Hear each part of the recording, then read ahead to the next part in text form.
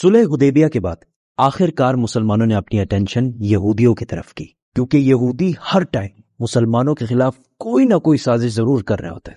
खंदक की लड़ाई भी इन्हीं यहूदियों ने शुरू कराई थी। हुदैबिया से पहले इन पर हमला करना इम्पॉसिबल था, क्योंकि अगर मुसलमान इन पर हमला करने का सोचते तो मक्का वाले मुसलमानों पर हमला कर सकते थे। हुदैबिया की एग्रीमेंट के बाद मक्का वालों से 10 साल तक कोई लड़ाई नहीं होनी थी, तो यहूदियों से जान छुड़ाने का ये बेस्ट टाइम था। और यहूदियों का हेडक्वार्टर था खैबर। खैबर का किला पूरे अरब में सबसे ताकतवर किलों में से एक था। अरब ऑलमोस्ट सारा ही डेजर्ट है, लेकिन खैबर में फार्म्स और फ्रूट्स और ये चीजें बहुत ज्यादा थी, जिनको पूरे अरब में एक्सपोर्ट कर दिया जाता था। और उससे जितना पैसा बनता था उस सारे को यहूदी इस किले में सेव करके रखते थे, क्योंकि उनको पता था कि खैबर को फतह करना इम्पॉसिबल है।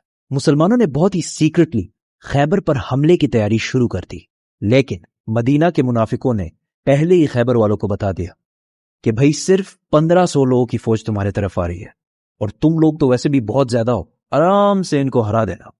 यहूदियों ने भी इस खबर को बहुत लाइटली लिया। यहूदी एक दिन सुबह अपने खेतों पर काम करने निकले तो अचानक सामने मुसलमानों की फौज खड़ी थी, तो वो चीखने लगे कि मुहम्मद आ गया है, मुहम्मद आ गया है, और भागकर वापस किले में चले गए। खैबर मदीना से ऑलमोस्ट 150 किलोमीटर दूर है, और अगर आज भी गाड़ी में जाए तो 2-2.5 घंटे लग जाते हैं। और खैबर के इस किले के 2 मेन हिस्से थे। एक हिस्से में 5 बड़े किले और दूसरे हिस्से में 3 किले थे। तो मुसलमानों ने पहला हमला खैबर के इस किले पे किया। पहला किला फतह करने की बहुत कोशिश के बावजूद कोई फायदा नहीं हुआ। तो रसूलुल्लाह सल्लल्लाहु अलैहि वसल्लम ने कहा कि कल मैं एक ऐसे आदमी को झंडा दूंगा, और झंडा देना मतलब एक ऐसे आदमी को लीडर बनाऊंगा जो अल्लाह और उसके रसूल सल्लल्लाहु अलैहि वसल्लम से मोहब्बत करता है और अल्लाह और उसके रसूल उससे मोहब्बत करते हैं। सारे सहाबी इस उम्मीद में थे कि काश ये झंडा हमें मिल जाए। इवन हजरत उमर रज़ियल्लाहु ताला अन्हु ने कहा कि मैंने कभी भी जिंदगी में लीडरशिप की ख्वाहिश नहीं की सिवाय खैबर के इस दिन की। रसूलुल्लाह सल्लल्लाहु अलैहि वसल्लम ने सारे बड़े उम्र के सहाबा छोड़कर झंडा सिर्फ 29 ईयर ओल्ड अली बिन अबी तालिब के हाथ में दिया। तो हजरत अली ने खुश होकर कहा कि मैं आखिरी दम तक इनसे लड़ूंगा। लेकिन रसूलुल्लाह सल्लल्लाहु अलैहि वसल्लम ने कहा टेक इट इजी, इनको इस्लाम की दावत दो। अगर एक शख्स भी तुम्हारी वजह से इस्लाम कबूल कर ले तो ये हमारे सारे ऊंटों से बेहतर है। हजरत अली रज़ियल्लाहु ताला अन्हु फौज लेकर गए और पहले किले पर हमला किया। इस किले का जो चीफ था उसका नाम था मरहब, और ये मरहब पूरे अरब में अपनी ताकत की वजह से मशहूर था। मतलब इससे लड़ने का कोई सोच भी नहीं सकता। उसने सामने आकर मुसलमानों को चैलेंज किया, तो हजरत अली रज़ियल्लाहु ताला अन्हु सामने गए और क्वाइट इजीली उसको हरा दिया, जिसकी वजह से इसकी जगह हजरत अली पूरे अरब में एज अ वॉरियर मशहूर हुए। इसी के साथ लड़ाई शुरू हुई और काफी खतरनाक लड़ाई हुई, और यहूदी भी बहुत जोश से लड़ रहे थे, क्योंकि वो भी अहले किताब हैं। उनके लिए भी जन्नत, शहादत, ये सारे कॉन्सेप्ट्स तो हैं। जंग काफी देर तक चली, लेकिन आखिरकार यहूदी इस किले को खाली करके दूसरे किले में चले गए, और इस तरह खैबर का पहला किला फतह हो गया। 3 दिन तक मुसलमान इस दूसरे किले को फतह नहीं कर सके, क्योंकि अगेन यहूदियों ने बहुत सख्त लड़ाई की, बट आखिर वो ये किला भी छोड़कर 3rd किले की तरफ भाग गए।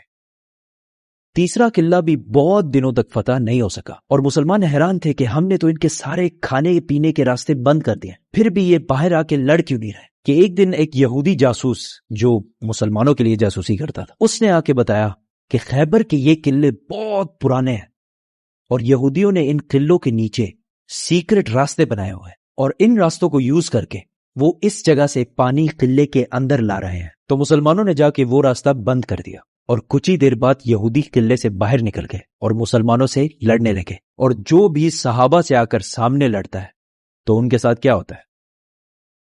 3 किले फतह करने के बाद 4था किला भी मुसलमानों ने इसी तरह आसानी से फतह कर लिया, और यहूदी 4थे किले को भी छोड़कर 5वें और आखिरी किले की तरफ चले गए। 5वां किला फतह करना इम्पॉसिबल था, क्योंकि ये एक पहाड़ के ऊपर बना हुआ था, और जो भी इसके पास जाता यहूदी उसको तीर मार मार के भगा देते। इसीलिए यहूदियों ने अपने औरतों और बच्चों को भी इसी किले में रखा था, और यहूदियों का सारा माल, गोल्ड, सिल्वर, एवरीथिंग, सारा कुछ इसी किले में पड़ा हुआ था।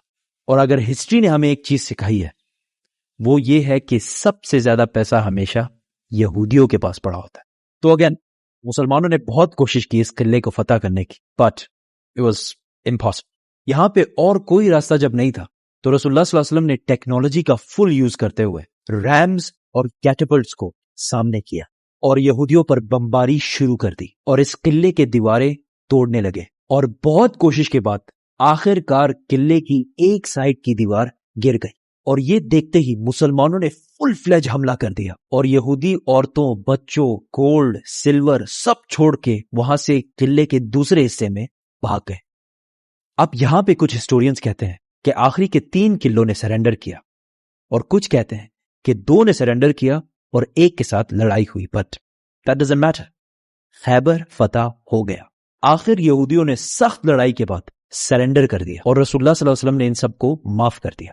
لیکن خیبر میں جتنا بھی فوڈ اور فروٹس کی پروڈکشن ہوتی ہے اس کا ہاف مسلمانوں کو دینا ہوگا, جس پر یہودیوں نے خوشی سے ایگری کیا.